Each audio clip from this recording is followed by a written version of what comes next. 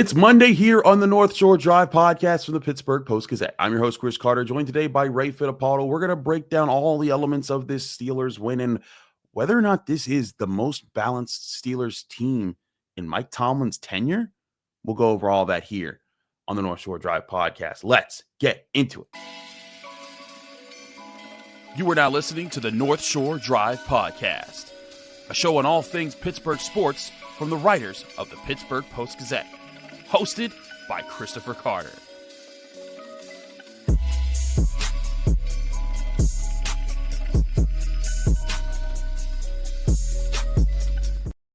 Hello and welcome to the North Shore Drive podcast from the Pittsburgh Post-Gazette. As always, I'm your host, Chris Carter, here with one of our great Steelers beat writers, Ray Fittipaldo. And as always, you can find this show on your favorite podcasting apps and on YouTube. Like this video if you enjoy, subscribe to this channel to get all of your Monday, Wednesday, Friday episodes of the North Shore Drive podcast, as well as the daily content that comes out from all of our sports writers here. And as always, this show is brought to you by Edgar Snyder Associates. Whether you're injured in a car accident or hurt on the job, Edgar Snyder Associates has helped injury victims over 40 years recover more than $2 billion on their behalf. If you or a loved one have been seriously injured in an accident, call 1-800-94-EDGAR or visit www.edgarsnyder.com for a free consultation. Remember, there's never a fee unless they get money for you. Ray, I was talking about balance in the open there. The Steelers, as it stands right now, have a top 5 scoring defense and a top 10 scoring offense. Just pure numbers right now. This is also excluding, Monday Night Football, being added into this. But the last time that you could say that about a Steelers team was way back in 2007, in Mike Tomlin's first year, when they had the second best scoring defense, the 9th best scoring offense, and then the only other time, other than that, in recent times was 2005 when they won the Super Bowl with the 3rd best scoring defense and the 9th best scoring offense. And this is something you and I have talked about a lot. Like in this game, the defense did let up a score early, but then the offense came late in the first half, gave them a lead. The defense held on to the lead, and it was truly a balanced effort. Where when the defense needed some backup, the offense gave it to them. When the offense started to falter, the defense held on and kept the Browns off the board. What is it about this team that you feel like is different from many of the other ones that you've covered that has achieved that kind of balance? Yeah, I mean, it's interesting. Cam Heyward was asked that question in the post-game news conference yesterday. And, the Steelers and Mike Tomlin always talk about complementary football. And it's the ability for one unit to pick up the other unit, right? So the offense kind of has a hard time. They're 3 and out 3 times in the first half. Russell Wilson cannot get on track. He throws for just 46 yards in the first half. But they're in the game because the defense was able to step up after giving up that early touchdown, and that's so important. And when you score that late touchdown, like the Steelers did, and then you get on track with 2 more in the second half, that's the offense, extending that lead, so the defense doesn't have all that pressure on their shoulders. So, and how about the special teams too? I mean, Talking about 3 sides of the ball, the way Chris Boswell and Corliss Waitman have performed, for most of the season. I know Waitman had the bad punt in Cleveland, but that guy has been terrific. And I think Boswell obviously is the best kicker in the NFL. So to answer your question, it's all 3 phases of the game. It's a veteran quarterback. It's a star-studded defense. When all those things come together at the same time, and I'm sure the Steelers are hoping for this in the playoffs, they're really going to be a team that's hard to beat, because right now they're just kind of piecing it together and, generating victories as need be. I still don't think, Chris, this team has put together a full 60-minute effort. And if they do, they're going to be a dangerous team once the postseason gets here. I'm right with you, Ray. Like, I do think that there is, we still haven't seen this fully come together. I think maybe the best showing of that was how they beat the tar out of the Jets, but that was Russell Wilson's first game. But even that was a slow start, and then the offense kind of picked it up and then just rolled the Jets really quickly. But seeing the offense put up 27 or more points in the defense, shutting it down for an entire game, or doing so against a really good opponent, I think goes a long way. But I mean, you look at how they won this game.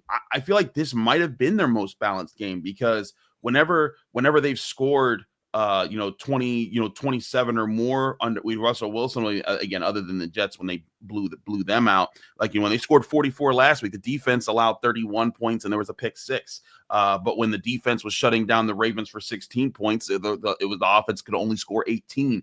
When the offense scored 28 against the Commanders, the defense allowed 27. So we hadn't seen that this much, and this might be the first inkling, hey, when this side puts it together at the same time that side puts it together, that's a really dangerous combination. And I mean, it helps you win more situations. You could play different styles of football. You look at that Sunday night football game, the Chargers, they needed that to be a rock fight for the Chiefs. But the thing is about the Chiefs is the Chiefs can also win the rock fights. That's how they win a lot of their games right now. But in the Steelers, they've now shown in back-to-back weeks, hey, you can win a game where your defense is playing well and making it a low-scoring affair, but you can also win the game like against the Bengals where it is a shootout and you do need your offense to put up. And I think that kind of versatility on a team, that is what makes good and great teams. Yeah, absolutely. And, you bring up the Chiefs, they kind of give me the vibe of almost like a 1979 Steelers team, a team that was probably at the end of their dynasty, but they had so many veterans on there that they just knew how to win close games. And we kind of saw, like in the early 80s, 1980, Chris, the Steelers didn't even make the playoffs. That team aged out pretty quick, and, the magic was no longer there. But it's a beautiful thing what the Chiefs are doing. They've transitioned from this offensive juggernaut to now a team that wins with defense, and they win with clutch play from their quarterback and guys like Travis Kelce and the other guys on their offense. So I love what they've done. I mean, they really are going to challenge, what the Steelers did in the 1970s. I think it's going to make for great theater on Christmas Day that the Steelers actually might have a chance to knock them down a peg in the seeding in the AFC if things go well. So right now, the Chiefs are kind of the team to beat, but the Steelers, the way they're playing, the offense that the confidence with the offense is playing right now, they're a team that certainly can challenge the Chiefs and I think the Bills in the AFC.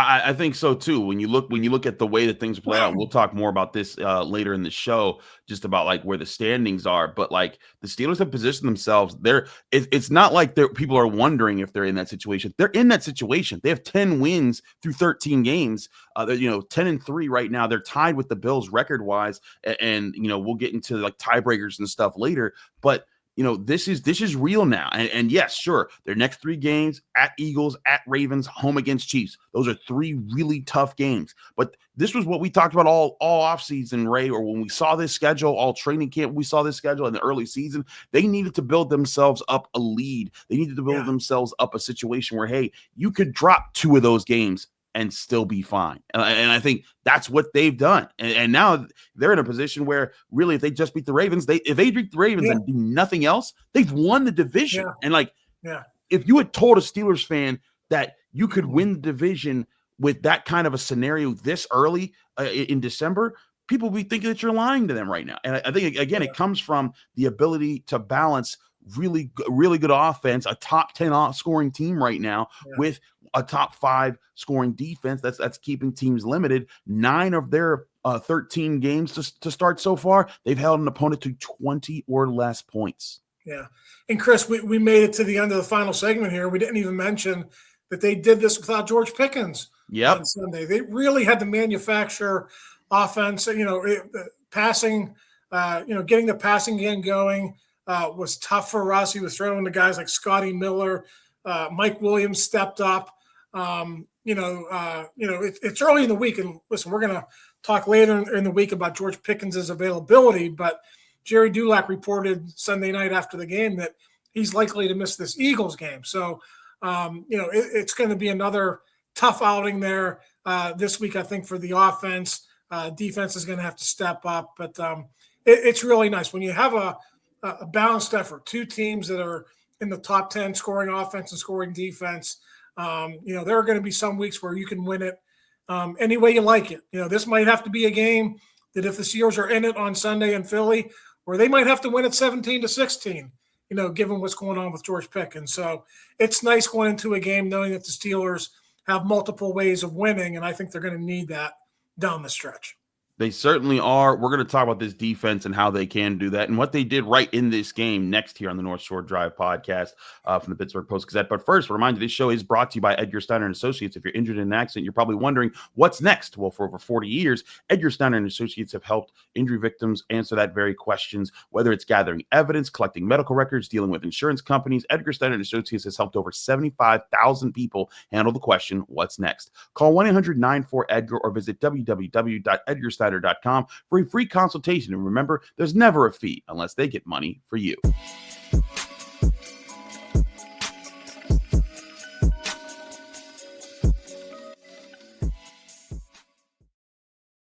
Back here on the North Shore Drive podcast on the Pittsburgh Post-Gazette, Chris Carter, Ray Fittipaldo. Ray, let's talk about this defense. You could say several different things about individual efforts. Cam Heyward's 2 sacks, Keanu Benton's interception on the screen pass. You could talk about James Pierre's interception. You could talk about the effort but I think it's the culmination of everything. The Browns came out, they hit an early touchdown pass, and it was like, okay, is Jameis Winston going to do this all throughout the game again? And then he doesn't. They don't score again until it's like very late in the fourth quarter, and they're down 3 scores, and it would take a Herculean effort from the Browns to have to overcome things. The Steelers win third downs, consistently on defense in this one. They hold the Browns to 2 out of 13, and I think that was a great rate. And then this time they still get 3 out of 4 fourth downs, but one of those fourth down stops was pretty huge, and Landon Roberts slicing through and winning that spot. But this is a defense now that, again, they're top 5 in scoring defense right now. They've played half of the top 6 offenses in the NFL when you look at the Commanders, the Ravens, and the Bengals. So like I look at this and I look around and I see the linebackers, the edge rushers, the interior guys, the secondary. They're all doing smart things right now to kind of piece this together. What was the most impressive part of this defense that you saw from Sunday? Yeah, well, I'll give you both most impressive and most important. I thought the most important play of the game was Keanu Benton's interception of Jameis Winston. You mentioned it. Winston goes down. We're halfway into the first quarter. They're up 7-3.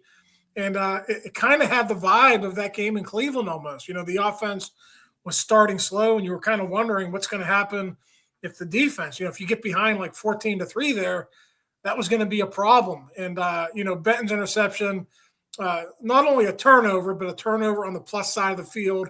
And then, what we talked about last segment, the complementary football, the offense punches it in, and, the Steelers have the lead for good there. And then for me, the most impressive thing after that was just shutting down a good offense. Pretty much for the remainder of the game, that was a Browns team that, put it up on a good Broncos defense 6 days earlier in Denver. How many yards did Jameis Winston throw for in that game? Like 497 or something like that? Yeah, I mean, he and Jerry Jeudy had it going. After, give some props to Joey Porter and Dante Jackson. After that early 35-yard touchdown, Chris, I think he had 4 more catches for only 29 yards. So Steelers really did a good job against Jeudy. He's their best receiver, their best playmaker. The running game, probably could have been better. I think the Browns had 104 yards rushing.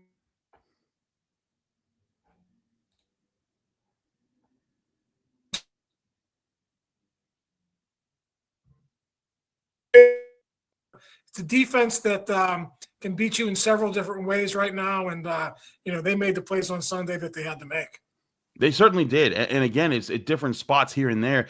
I think that one thing that this Steelers defense does that really well is that they find what you're trying to do, and they try to steer you away from that. They try to take away your first reads.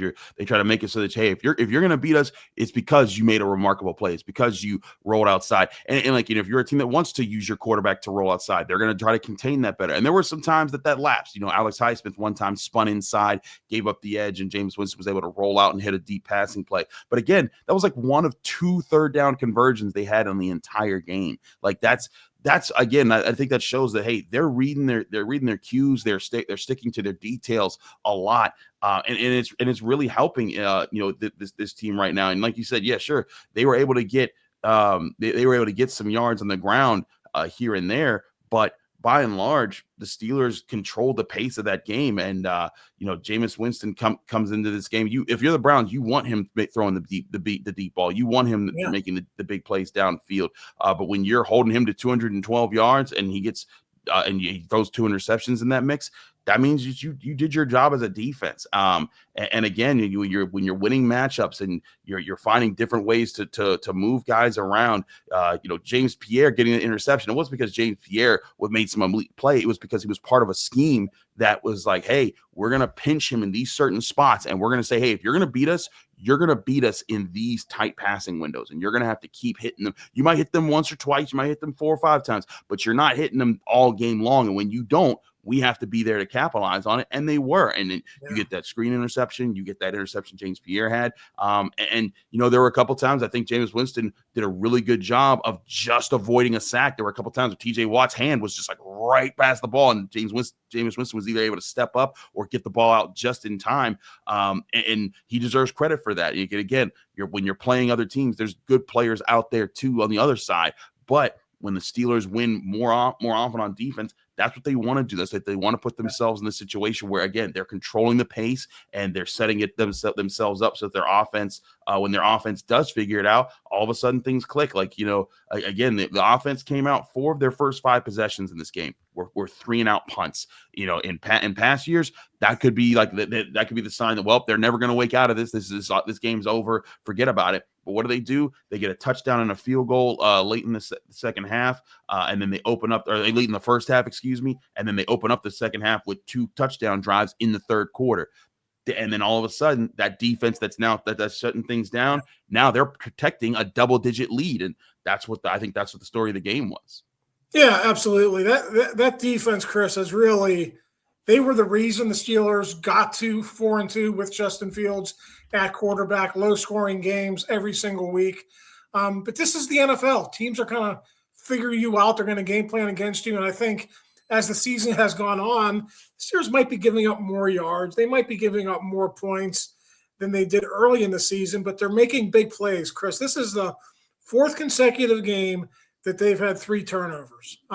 They now lead the NFL with 28 turnovers. So, you could be a little bit leaky in the run defense. You can maybe give up a big play like the Steelers did early, but if you're turning the ball over and you're winning the turnover battle every single week, you're going to be not only be in these games, but you're going to have a chance to win and close out most of those games. And that's exactly what the Steelers did. I'd be remiss if I didn't mention Ben Skoranek and Corliss Waitman on that final turnover. Excellent punt. Kadarius Toney has to back up, kind of loses sight of it. And then Ben Skoranek, as he always is, seemingly is in position to make a play, just as he did, a few games ago in Washington when he did that against the Commanders. So, the turnovers have been key all season. They rely on them. It's not just like a luck thing. As Terrell Austin said last week, they're not lightning strikes. They work at it. They practice it. And they expect to get them in games. Absolutely. Mike Tomlin said that to Nick Herbig after his forced fumble against the Bengals when he stripped Joe Burrow. He said, these aren't lightning strikes. We believe that you can make this happen. That seems to be a theme for the Steelers defense there. But certainly I think that the NFL feels like lightning is struck when they look up and they see, why are the Steelers 10-3? Why are the Steelers the 3rd seed in the AFC playoffs? We're going to go over some playoff scenarios because, believe it or not, this next week, the Steelers have some clinching scenarios. Ray will go over those with me here and other things that they need to be looking for next on the North Shore Drive podcast from the Pittsburgh Post-Gazette. Chris Carter, Ray Fittipaldo. But first, remind you, this show is also brought to you by Savinas, Kane, and Gallucci. They're your mesothelioma and asbestos lawyers with over 85 years of experience. Call them now for a free consultation. That's Savinas, Kane, and Gallucci. We're also brought to you by Moon Township Honda, where you can get your new Honda vehicle at 5802 University Boulevard in Moon Township, Pennsylvania, or go to their website, moonhonda.com. Here's a message from our friends at Moon Township Honda. It's that time of year again to get the Honda of your dreams during Happy Honda Days, where you'll find great offers on a sporty new Civic, spirited Accord, fun to drive HRV, and versatile CRV. So don't wait. Turn your holiday dreams into reality with a new Honda named KBB.com's best value brand. Buy online, reserve from select dealers, or visit your local Honda dealer today.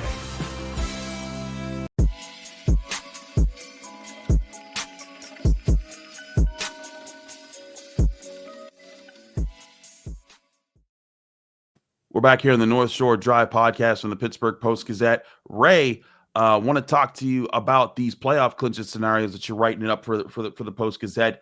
What can the Steelers do this week that would put them in the playoffs? Is it just them winning, or does it need a few other factors as well? No, quite simply, Chris, if they go to Philadelphia and they beat the Eagles, they will clinch a playoff berth. But even if they lose to the Eagles on Sunday, Chris, they are in if the Colts lose and if the Dolphins lose. And both those teams play on the road. The Dolphins are at the Texans and the Colts are at the Broncos. So two very tough games there. So there is I think a better than decent chance that the Steelers will clinch on Sunday in Philadelphia.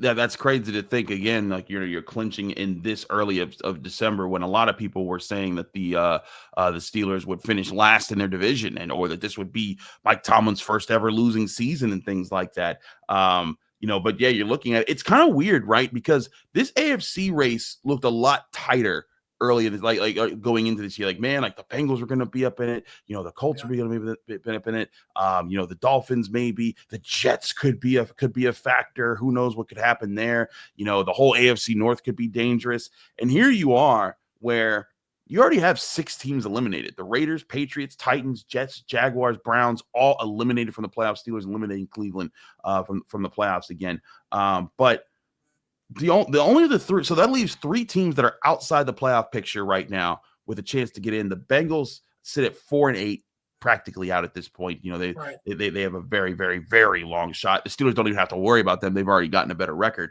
than they could possibly have. So now you're looking at the Dolphins and the Colts. And the Colts, I guess could be tricky because they've beaten the Steelers. And if they go on a hot run, then there's something there and the Steelers fall apart. But to your point, they both have 7 losses. So that means the best chance that they can get is 10-7. And the Steelers have 10 wins right now. So if the Steelers win one of their last 4 games, all the teams that are currently out of the playoff picture cannot catch them. So looking at that, that's a good situation. But Ray, let's look at the Steelers clinching scenarios right now for the division right now, because you look at that, the Ravens are the only team that can catch them. The Ravens are 2 games back. The Steelers do have that tiebreaker. We do know that the Steelers can clinch the division if they simply beat the Ravens, but can they also just clinch the division if the Ravens lose enough games that aren't the Steelers, like certain games that aren't the Steelers game, or do the Steelers really need to just beat the Ravens and end this?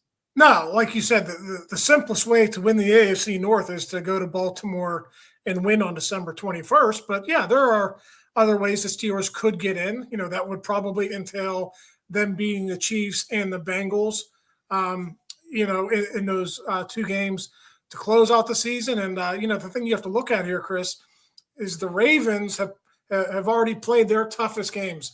Their schedule down the stretch is much more manageable. So right now they sit at 8-5.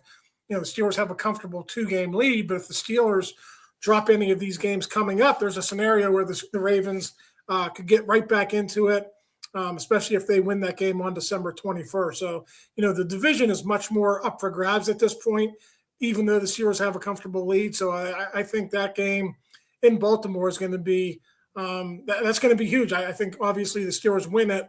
They got it, but if the Ravens win it, that's going to make that Christmas Day game against the Chiefs, and then likely that game against the Bengals to close out the season. Very meaningful football games for the Steelers. It certainly would. I look at the Ravens right now, and right now the Steelers, of course, they also have a 1-game edge in division records, because that's also the thing that comes into play. Let's say the Ravens beat the Steelers when the Steelers visit Baltimore. They would then that would then pick up a game on the Steelers. So then the Steelers would have to hope to at least keep them, win their other 3 games, or at least keep them off. The Ravens do play the Texans. That's not an easy game, but it's not exactly a juggernaut anymore. That the Texans they've kind of fallen back a little bit this year. But they might be in a situation where they could have to rely on some things to close things out, because again, if the Ravens beat them, that'll tie them both at 2 losses in the division. It might come down to the Ravens playing the Browns and the Steelers playing the Bengals at the end of the season. It also could be interesting because then also the conference records would be impacted there. The Steelers currently are 7-2 in the conference, Ravens 5-4. Because the Ravens were the division winner, their strength of victory is going to be a little bit higher this year, than the Steelers, because naturally that's just what the NFL does. The division winners usually get the other division winners from all across the league. So it might be, I think it is as simple as, if the Steelers beat the Ravens, that's it. But if they don't, they're going to have to especially win those AFC games, the Chiefs and the Bengals, to kind of close out and hold on to this division.